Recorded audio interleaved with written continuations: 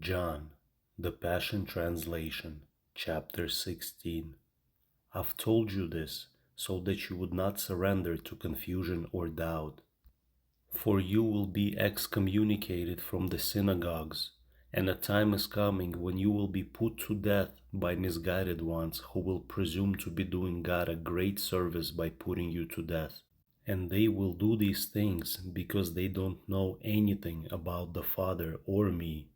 I'm telling you this now, so when their time comes, you will remember that I foretold it. I didn't tell you this in the beginning because I was still with you.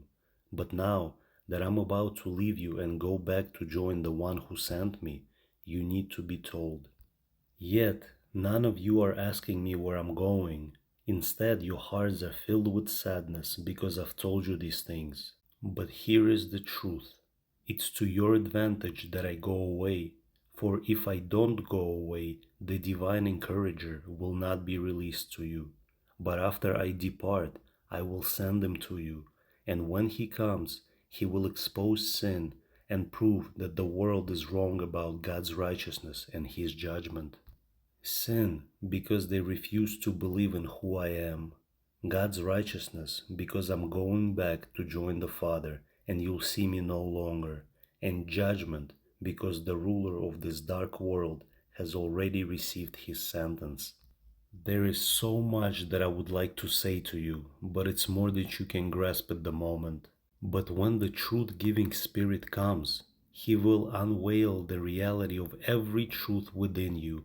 He won't speak on His own, but only what He hears from the Father, and He will reveal prophetically to you what is to come. He will glorify me on the earth, for He will receive from me what is mine and reveal it to you.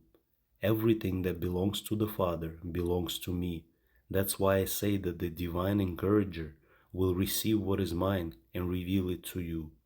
Soon you won't see me any longer, but then, after a little while, you will see me in a new way. Some of the disciples asked each other, "What does he mean? Soon you won't see me, and a little while after you will see me in a new way. And what does he mean because I'm going to the Father?" So they kept on repeating, "What's the meaning of a little while? We have no clue what he's talking about."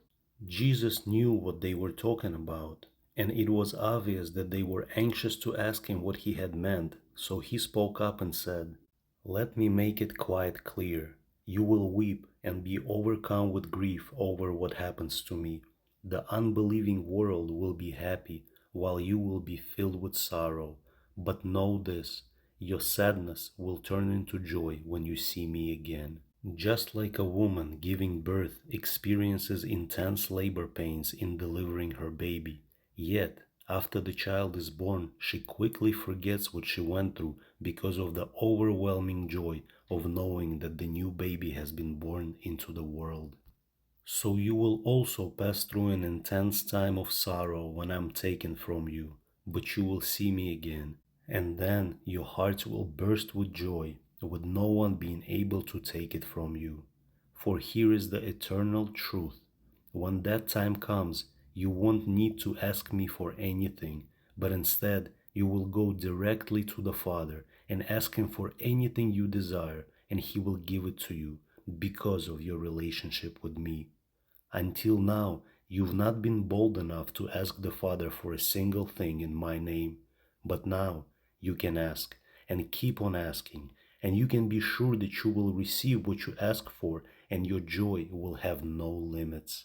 I have spoken to you using figurative language, but the time is coming when I will no longer teach you with a veiled speech, but I will teach you about the Father with your eyes unveiled. And I will not need to ask the Father on your behalf, for you will ask Him directly because of your new relationship with me. For the Father tenderly loves you because you love me and believe that I've come from God.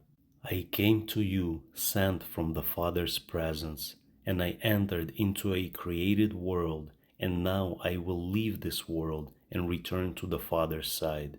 His disciples said, "At last you're speaking to us clearly and not using veiled speech or metaphors." Now we understand that you know everything that there is to know, and we do not need to question you further. And everything you've taught us convinces us that you have come directly from God. Jesus replied, "Now you finally believe in me, and the time has come when you will be scattered, and each one of you will go your own way, leaving me alone.